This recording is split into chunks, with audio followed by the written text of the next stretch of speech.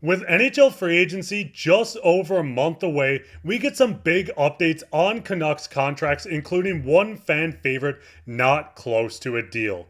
We'll get into that later on this episode. Before I start, I just want to say to the 2,309 of you that are subscribed, it's awesome to see the subscriber count growing. It feels like just a week ago when we hit 2,000. So shout out to you guys. And we are trying to reach 3,000 by the NHL free agency. So if you haven't went down and subscribed yet, make sure to do it because we'll be covering everything around the Canucks for the rest of the offseason into the season. But with that, let's hop straight into the first topic today, which is Canucks not close on a Dakota Joshua contract. Now, obviously, we get an update on the Donnie and Dolly podcast, and they said, I heard the Canucks are in the low twos. It's not close right now with Dakota Joshua. Now, obviously, fans love Dakota Joshua. He's been someone that's been a diamond in the rough for the Canucks this season. We've seen 63 games, 18 goals, 14 assists, both career highs for 32 points. We also see that he's been laying the body with 245 hits. We see 40 blocks. And over this time of him missing some games due to injuries and everything like this, Dakota Joshua was one of the best hitters in the entire National Hockey League. We see him sitting at number 8 with 245, just behind guys like Benoit. We see guys like Evander Kane, Jeremy Lauzon on top with 386. But the biggest thing with this and the fact that Dakota Joshua still finished 8th is still impressive with him being out with an injury for so long. When you do look at Joshua's contract, he is coming off a 2-year contract, getting paid just under $900,000, $825,000. And Griffin, what's your thoughts on them not being close and them looking at a contract around $2 million for Dakota Joshua? I think it continues to be an expensive offseason for Vancouver and a lot of big asking deals for contracts. However, I think with someone like Joshua, where we saw him in the top 10 in hits this season, had he not gotten hurt, he was number 1 in the league in hits before he got hurt. So had he not gotten hurt, who knows what sort of pace he was on. He might have eclipsed Lauzon and maybe even gotten to 400. For a winger, that's very awesome to see him be so physical and be that presence that Vancouver needs. Aside from him and Zadorov, there isn't really that many big bodies on the team. So it is nice to see him get out there and get involved, not just on the hit sheet, but also on the score sheet. He's been excellent at both. We've seen the chemistry with Garland this year where they have been the Batman and Robin of this team. We've mentioned it many times over where their chemistry is just off the charts, and you would hate to see that get broken up in the free agency. But if you have to let a guy like Zadorov go in order to keep Joshua, I absolutely would pull that trigger because it's someone that, Zadorov is that big body guy. But if, like we've discussed on the show, where Brendan Dillon is out there or these other defensemen, where you can bring them to Vancouver and still make it work with someone like Quinn Hughes, where you have a guy like Joshua who is laying the body a lot. And Brendan Dillon was also a player who was in the top 10 in hits this season. So adding a guy like that to the mix and letting Zadorov walk just to keep a goal scoring hitter on the wing, that seems like a good compromise to me. Yeah, because the big thing is when you look around the National Hockey League, you have a lot of guys that can score 20 goals. But with Joshua, we've seen him get 18 goals in just 63 games. If he played a full 82-game season, this guy could have eclipsed maybe 25 or close to 30 while almost having 300 hits if he did play the 82 games. This is something that's so hard to replace within an organization.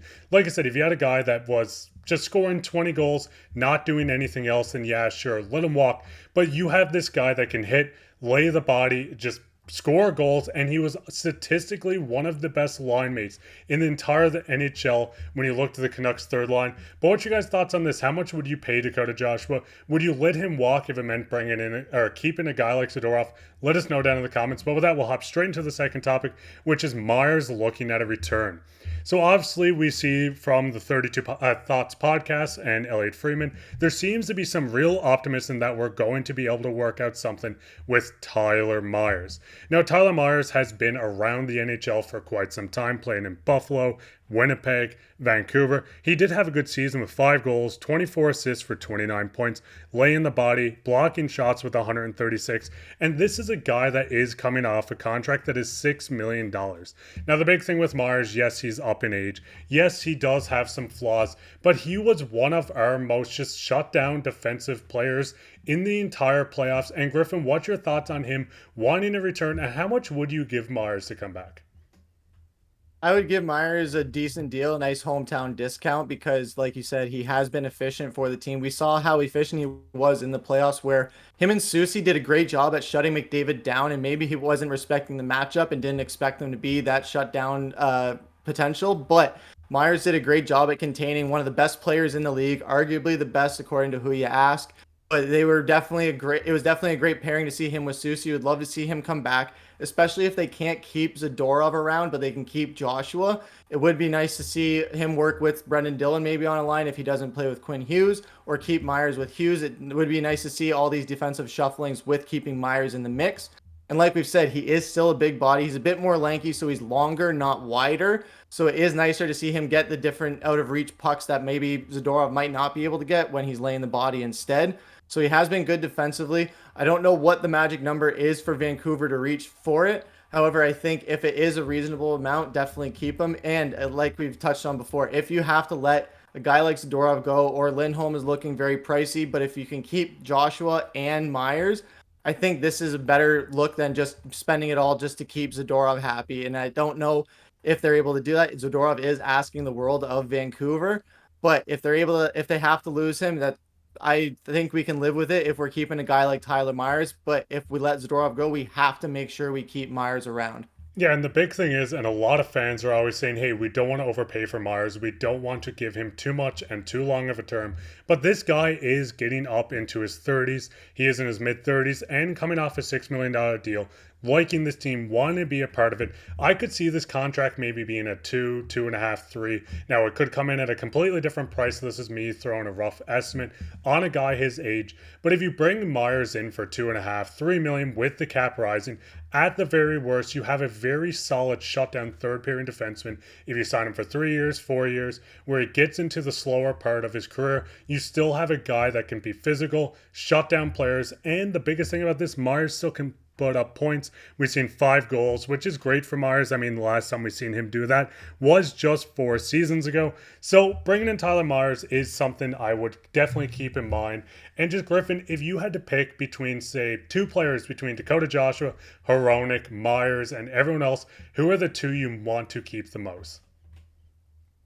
It's a tough ask. I know Zadorov is the fan favorite, and if you had asked me a few weeks ago, I probably would have said Zadorov. But now that his price continues to rise, I don't know if that's the case anymore. We've seen a guy like Tyler Myers really gain a lot of favoritism. I think keeping Myers and Joshua are the big ones. It would be nice to see them keep Lindholm, but again, that's not seeming likely.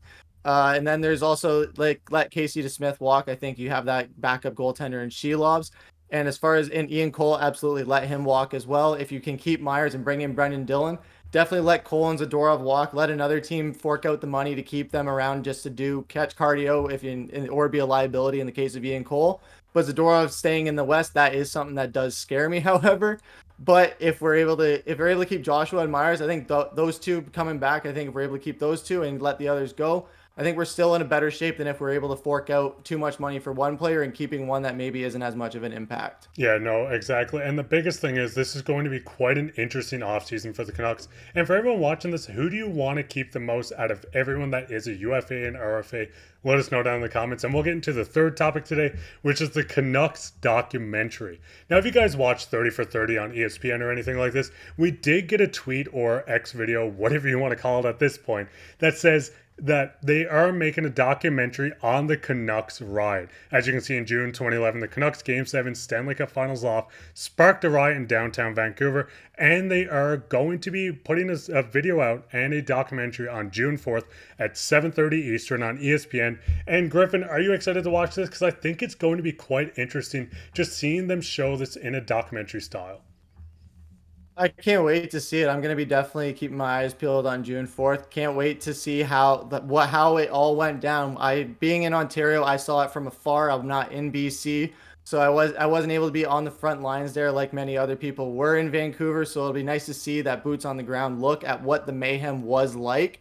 And when you see a city in passion like that, it's going to be interesting to see what sort of reception it gets as far as the supporters or the naysayers.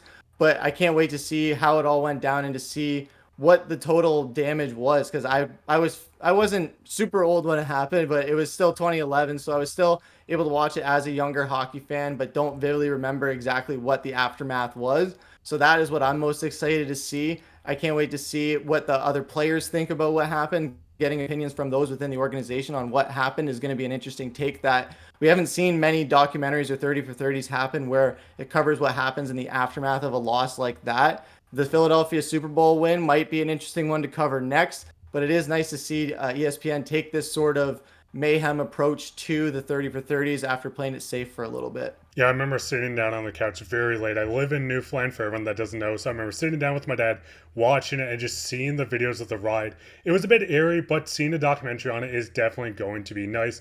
But with that, let's hop straight into the final topic today, which is everyone's favorite comment of the day. And the comment today comes from Turbo9797. You're an absolute G, big dog. Great video. I'm excited for next season without a doubt. And obviously, he's talking about Griffen in this video. I was away on a trip to Montreal, so Griffen did an incredible job covering and doing a great job putting out videos for you guys. So shout out to Griffen in the comments. But if you guys aren't subscribed yet and you want to leave a comment, make sure to go down and leave a comment. You could be featured on the next episode of Canucks Digest. While down there, leave a like, comment, subscribe, share this with your friends. We'll be back again tomorrow with another video. And with that, I've been your host, Mark, with my co-host Griffen. Take care.